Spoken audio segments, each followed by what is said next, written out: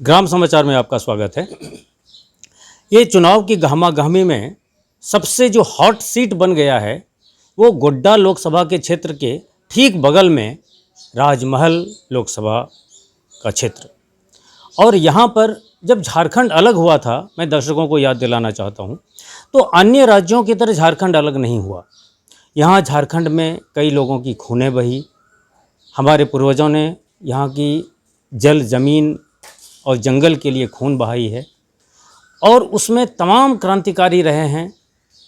और उन क्रांतिकारी और राजनीति के पुरोधा, जिसको झारखंड में राजनीति के भीष्म पितामह भी कहते हैं, उनका नाम है लोबिन हेम्ब्रम। और लोबिन हेम्ब्रम ने कभी भी सत्य और लोगों की आवाज़ के लिए, लोगों के न्याय के लिए, झारखंड और झारखंडियों के न्याय के लिए उनकी आवाज़ को दबने नहीं दिया। इसके लिए उन्होंने पता नहीं कहाँ कहाँ कितने कितने संग्राम झेले। उन्होंने अपने पार्टी से भी विरोध किया और कुछ ऐसा ही क्रांतिकारी के रूप में निर्दलीय चुनाव लड़ रहे हैं हमारे लोबिन हेम्ब्रम जी। तो आज हमने उनसे सोचा कि पूछें कि लोबिंदा, एक बात बताइए कि ये जो आपका सिद्धांत है, वो सिद्धांत पे कहाँ आँच आ गई? पार्टी में रह के कहाँ गड़बड़ी हो रही थी, आप नहीं काम कर पा रहे थे, जो आप अलग से चुनाव लड़ने लगे? लोबिंदा, ग्राम समाचार में आपका स्वागत है। लोबिंदा, आप क्रांतिकारी रहे हैं और झारखंड के एक तरह कहिए तो भीष्म पितामह रहे हैं आप, और ये है जिसके कारण यहाँ की जो जनता है वो आपसे प्रेम करती है, आपको गार्जियन के रूप में जानती है। कहाँ गड़बड़ी होगी लोबिंदा? देखिए, मैं गुरुजी का चेला हूँ, माननीय गुरुजी शिबू सोरेन का मैं चला हूँ, और उन्होंने भी हमें सिखाया कि जहाँ गलत होगा वहाँ विरोध करना है, और जहाँ गलत होता है हम विरोध करते हैं। और अभी हमारी अगर जीत होती है तो निश्चित तौर पर हम भी महागठबंधन के उसका जो ये है उसी के रूप में भी हम भी हैं।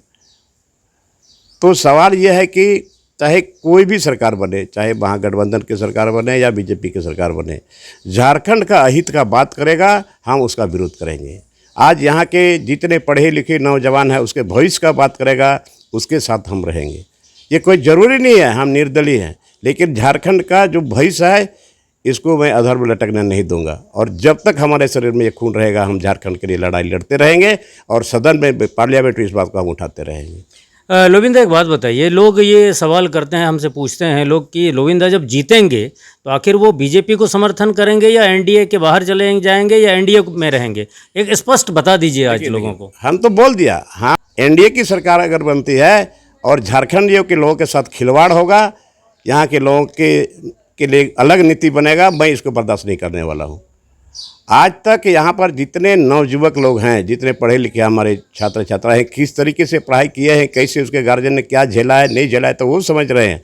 लेकिन आज कितने लोग डिग्री लेकर के लोग सड़क पर घूम रहे हैं, तो इसके बारे में अगर इंडिया गठबंधन की सरकार में अगर बनती है तो वो भी नहीं सोचते, तो मैं उसका विरोध करूँगा, मैं उसको आईना दिखाऊँगा। और बीजेपी की सरकार बनेगी तो वो भी अगर इस तरह के यहाँ के लोगों के साथ छल करेगा, यहाँ का एक्ट को बदलने की बात करेगा या जल जंगल की संगत करेगा। आज बताइए, इतने इतने आदिवासी मूल बस्ती कहाँ चले गए?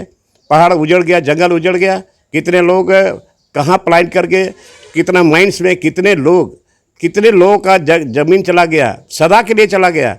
लेकिन कितने लोग ट्रेसलेस हैं, कौन गाँव का वो सर्वे कौन कराएगा? कहाँ जाएंगे यहाँ के आदिवासी? और यहाँ माइंस से भरा पड़ा है पूरा झारखंड। इसका मतलब ये झारखंडी, यहाँ के आदिवासी मूलवासी गायब हो जाएंगे?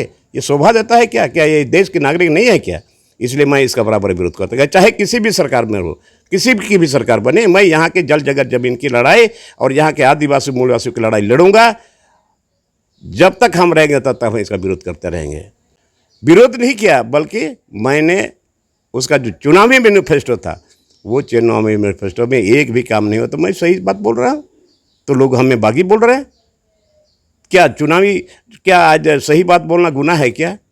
यहाँ के लोगों के लिए हमदर्दी नहीं दिखाएगा, बट हम खिलाफ करेंगे, हम बोलते रहेंगे, भी चाबुक लेके रहेंगे, क्योंकि हमको जनता जनार्दन ने चुन के भेजा है।